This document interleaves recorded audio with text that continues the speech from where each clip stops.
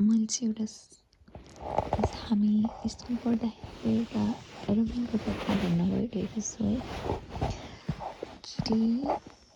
बिहान 5 बजे 5:30 बजेदेखिको हाम्रो कोचिङ हुन्थ्यो।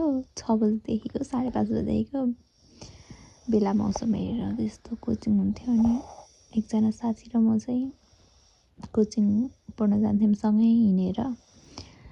हाम्रो घरदेखि चाहिँ स्कुल जानको लागि चाहिँ हामीलाई लगभग हिँडेर 25 देखि 30 मिनट लाग्थ्यो कि। अनि हाम्रो घर नजिकै चाहिँ एउटा सर हुनुहुन्थ्यो। अनि उहाँले नै कोचिङ पढाउनुहुन्थ्यो एउटा सब्जेक्टको चाहिँ। उहाँ चाहिँ स्कुटीमा जानुहुन्थ्यो कि। अनि स्कुटीमा जानुहुन्थ्यो अनि हामी पनि कहिलेकाहीँ चाहिँ हामीलाई बिचमा बाटोमा देख्यो भने चाहिँ लिएर गइदिनुहुन्थ्यो कि। हामीलाई चाहिँ त्यतिखेर यति डर यति लाज लाग्थ्यो कि सरले त्यस्तो भन्दा पनि मन नै मान्थेन कि। कति डर लाग्थ्यो। लगेर साथीहरूको अगाडि टक्क रोकेर लैजानुहुन्थ्यो सरले क्लासमा। अनि एकदम डर लाग्ने। अनि एक दिन चाहिँ हामी कोचिङ बिहान गइरहेको थियौँ। अनि सर चाहिँ जानुभएको थिएन। सरको चाहिँ स्कुटी बाहिरै थियो घरमा।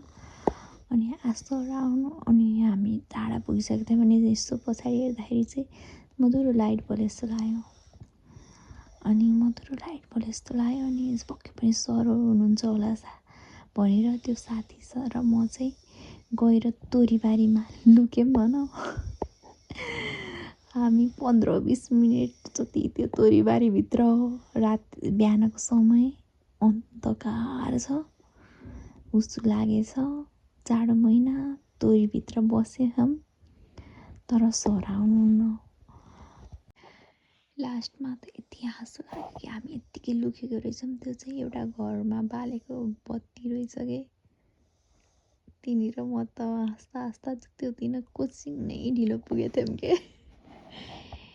कति रमाइलो हुन्थ्यो त्यो दिनहरू स्कुलको। के गर्नु, अहिले त त्यस्तो रमाइलो हुँदैन।